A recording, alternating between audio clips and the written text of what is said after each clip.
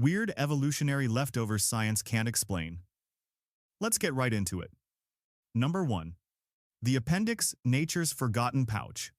The appendix is like that one drawer in your kitchen filled with rubber bands, expired coupons, and a screwdriver you never use. Nobody knows why it's still there, but you keep it anyway. Biologically, your appendix is a small, worm-like tube hanging off your large intestine. Back in the prehistoric buffet of roots, leaves, and bark, it might have helped your ancestors digest all that fibrous greenery. Think of it as the original plant-processing food processor. But today, it mostly sits there sulking, waiting for the occasional chance to cause chaos. If it gets inflamed, congratulations, you've got appendicitis, and the only solution is to snip it out like deleting a corrupted file. The weird part? Some studies suggest the appendix might play a tiny role in housing good gut bacteria, like a backup USB drive for your microbiome. That's nice, but let's be honest, if your appendix disappeared tomorrow, your life would barely change. Evolution seems to have forgotten to uninstall it, leaving us with a glorified digestive paperweight. So, your appendix is less vital organ and more weird evolutionary souvenir, hanging around like a +1 nobody invited to the party. Number 2. Wisdom teeth. The crowded guests. Your mouth is like a tiny studio apartment that somehow needs to host a rock band. Enter wisdom teeth.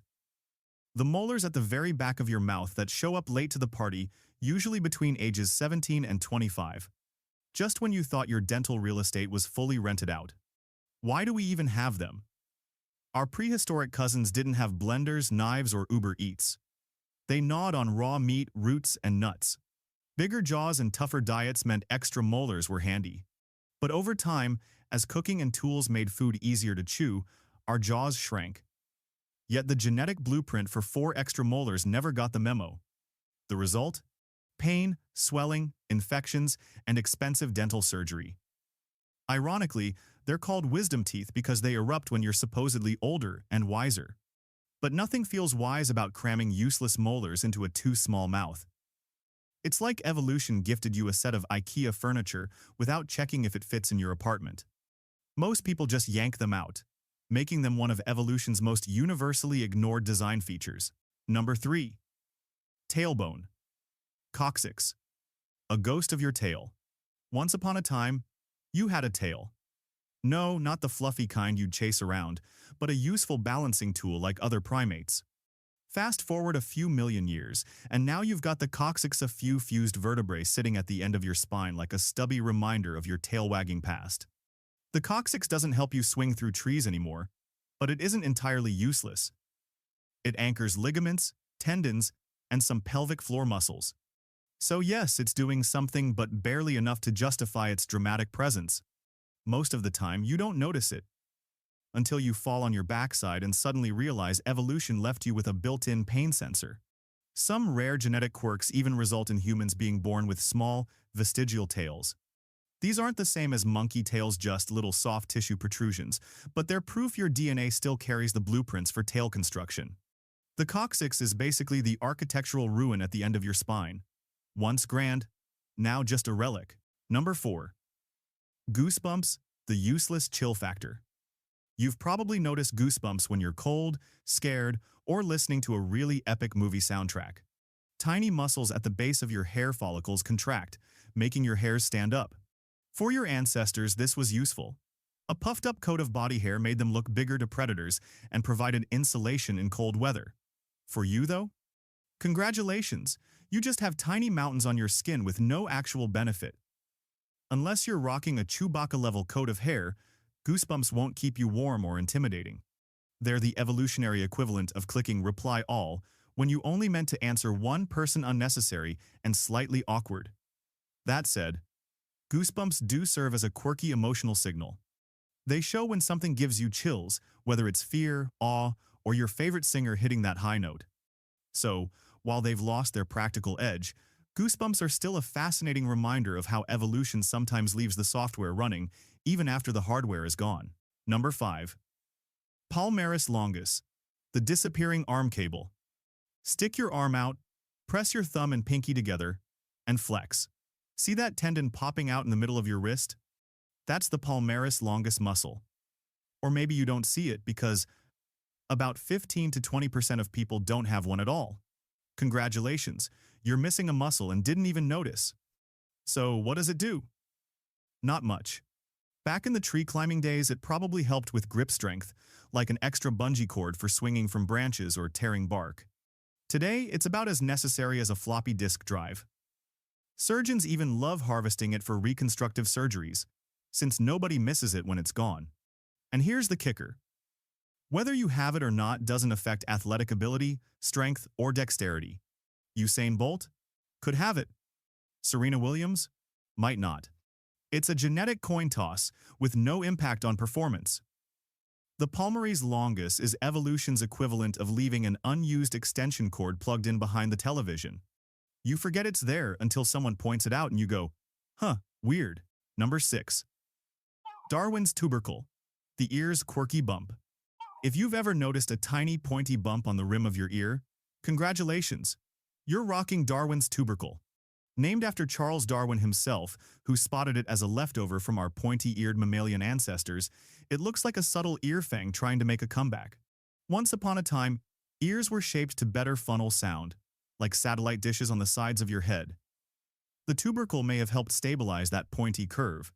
But in modern humans, it doesn't affect hearing one bit. It's basically the appendix of your ear, quirky, small, and medically irrelevant. What's fascinating is how it pops up randomly. Some people have it on one ear, both ears, or not at all. It's like nature's Easter egg, hidden, useless, and fun to discover. Spotting it can even turn into a party trick. Hey, want to see a leftover from my animal ancestors? Who needs card tricks when your ears carry evolutionary trivia? Number 7. Third eyelid, Plica Semilunaris, the useless windshield wiper. Check the inside corner of your eye in the mirror. See that little pink fold? That's your Plica Semilunaris, the sad remains of what was once a fully functional third eyelid. Birds, reptiles, and even your cat still have theirs working. It's a transparent eyelid that slides across the eye like a windshield wiper, keeping things moist and dust-free. Humans? Ours is just a vestigial stub. It doesn't sweep across the eyeball anymore. It just sits there like an abandoned tool. Sure, it helps a little with tear drainage, but mostly it's proof your ancestors had a built-in eye-cleaning gadget. Imagine having one now. No more poking your eyeball trying to get that one rogue eyelash out. Instead, evolution hit delete and left us squinting awkwardly at mirrors. The Plica Semilunaris is like the ghost feature in your body software disabled in the latest update, but still lingering in the interface. Look closely, and you'll see evolution's handwriting right there in your eye. Number 8. Male nipples evolution's equal opportunity policy. Let's be real. Male nipples confuse people.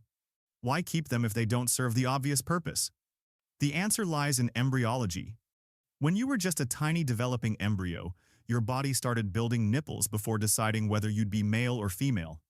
By the time the male switch flipped, the nipples were already installed, like preloaded software you can't uninstall. Do they do anything? Not really. They don't lactate, except in rare hormonal cases, and they don't provide any evolutionary advantage. They're simply leftovers from a one-size-fits-all developmental blueprint. Evolution's motto seems to be, if it doesn't hurt, why bother removing it? Of course, humans being humans, male nipples still found cultural, comedic, and cosmetic roles. Gym bros flex them, piercers decorate them, and infants occasionally confuse them.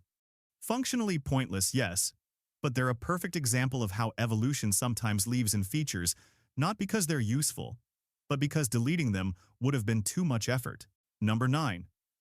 Ear-wiggling party trick of the past. Try wiggling your ears right now.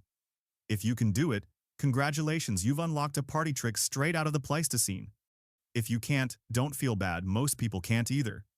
The muscles around your ears, called auricular muscles, are remnants of a time when our ancestors actually used them to swivel their ears toward sounds, just like cats, dogs, and horses do today. Imagine sitting around a prehistoric campfire and hearing a twig snap behind you. Instead of turning your whole head, you could simply rotate your ears like a pair of built-in satellite dishes. Efficient, right?